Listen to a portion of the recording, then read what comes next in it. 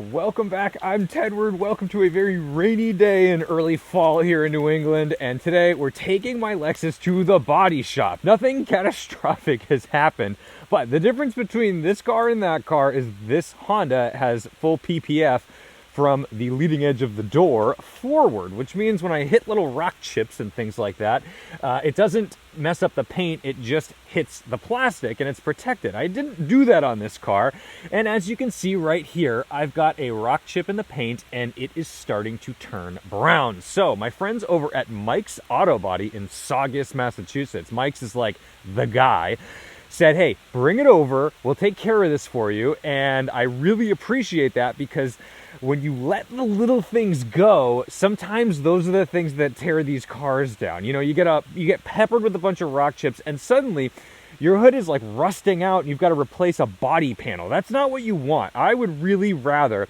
they go ahead and they grind this guy down, repaint it, protect it, and make it good. Then I'll make a decision. Do we PPF the whole thing? Do we do the front end? I certainly need to start thinking about fluid filming the undercarriage for this upcoming winter, because this is my daily driver. This is my winter car, and I'm really thankful for that, because it means I get to protect that Honda, and the Honda won't rust away on me. So let's get her started up.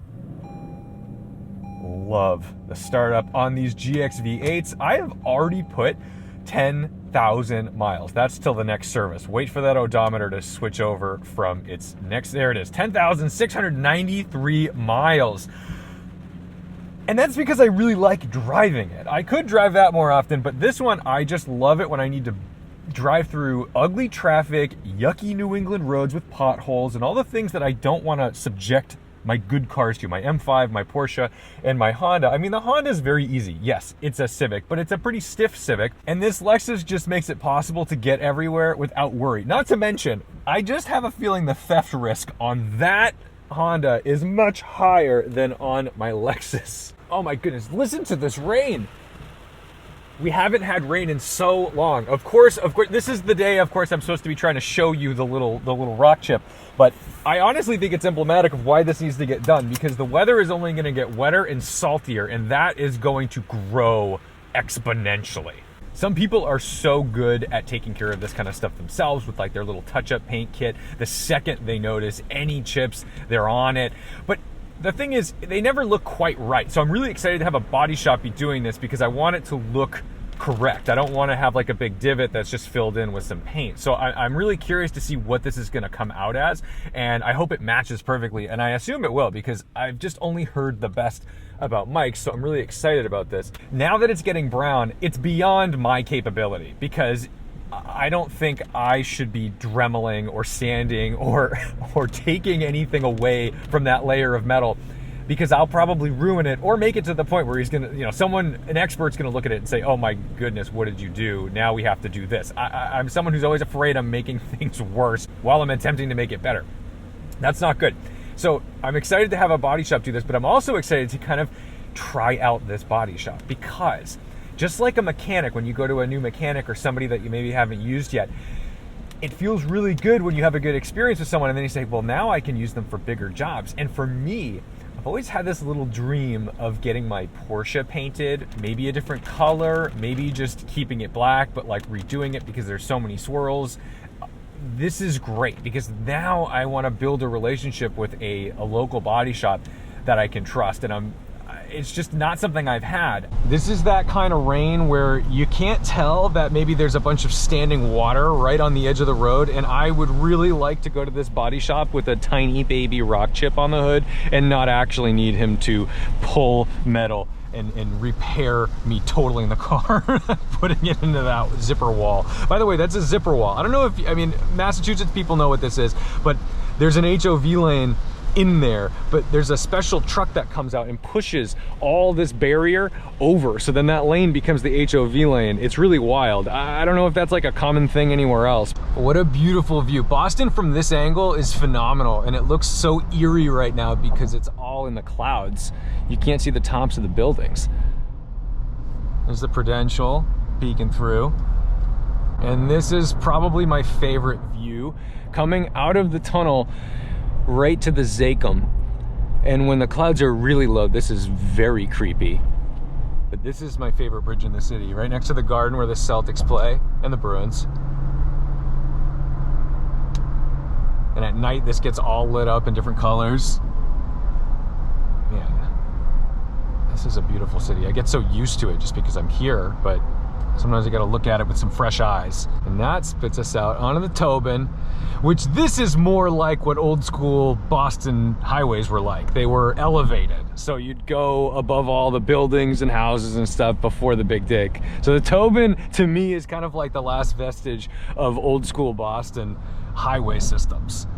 We're here. You see a McLaren back there, some Porsches, Camaro, lots of color. This Boxster seemingly has a Camry dent. Hopefully they can solve that for him.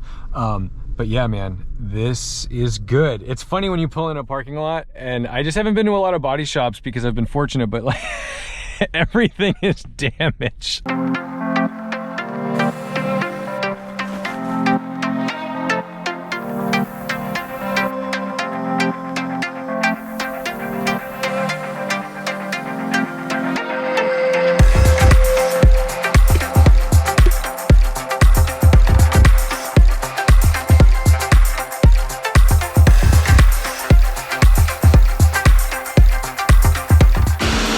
Tedward people, it's Eli in the booth, but it's a 3-stage paint. You just saw Rodrigo put down 2 different colors. One is the base, one is a tinted clear basically, and then he'll follow up and finish it out with the clear. So all of that, basically the whole hood had to be painted just for one little rock chip, but to do it right, to do it properly, you gotta do the whole thing. So clear's next, and then we're done.